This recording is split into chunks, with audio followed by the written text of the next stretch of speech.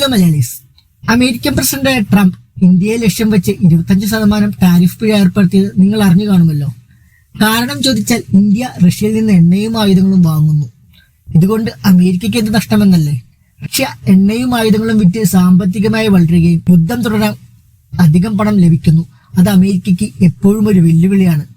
ലോകത്തിലെ ഏറ്റവും വലിയ ജനാധിപത്യ രാഷ്ട്രത്തെ ഒരു സൗഹൃദത്തിന്റെ പേരിൽ അവരുടെ സ്വന്തം തീരുമാനങ്ങളെ എതിർക്കുവാൻ അമേരിക്കയ്ക്ക് എങ്ങനെയാണ് ധൈര്യം വന്നത്?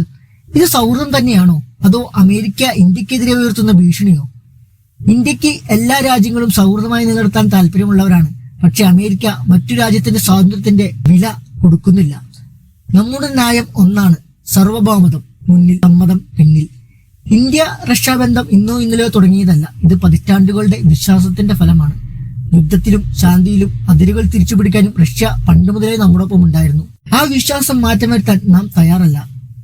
എന്തുകൊണ്ട് ഇന്ത്യ റഷ്യയിൽ നിന്നും എണ്ണ വാങ്ങുന്നു? ഇന്ത്യയുടെ ആവശ്യങ്ങൾ അനുസരിച്ച് റഷ്യയിൽ നിന്നുള്ള പെരുമാറ്റം, വിലയുടെ നീതി അനുസരിച്ച് തീരുമാനങ്ങൾ, സുതാര്യമായ കരാറുകൾ, സ്വന്തം ജനങ്ങളോട് അടിയുറച്ച ഉത്തരവാദിത്തം. അമേരിക്കൻ പ്രസിഡന്റായ ട്രംപ്, ഞാനൊന്ന് ചോദിക്കട്ടെ, എന്തുകൊണ്ടാണ് നിങ്ങൾ സൗദിയിൽ നിന്ന് എണ്ണ വാങ്ങുന്നത്? അന്താരാഷ്ട്ര തീരുമാനം ഓരോ രാജ്യത്തിന്റെയും സ്വന്തം അടിസ്ഥാനത്തിൽ തന്നെ ഉണ്ടായിരിക്കണം. ഇന്ത്യയെ സപ്പോർട്ട് കിട്ടാൻ വേണ്ടി മാത്രം നിങ്ങൾ ഇന്ത്യയെ ഉപയോഗിക്കരുത്. നിങ്ങളുടെ രാഷ്ട്രീയ താല്പര്യങ്ങൾക്കായി ഇന്ത്യയെ അടിച്ചമർത്താനുള്ള ശ്രമം. പക്ഷേ നമ്മളെ തിരിച്ചറിയാതെ തെറ്റായ വഴിയിൽ നിങ്ങൾക്കറിയാൽ നിങ്ങൾ ശരിയായ പാതയിലൂടെ നടത്തിക്കാനും ഞങ്ങൾക്ക് പറ്റും. ഇന്ത്യ കെട്ടിപ്പടുക്കുന്നത് ആത്മാഭിമാനത്തിലാണ്.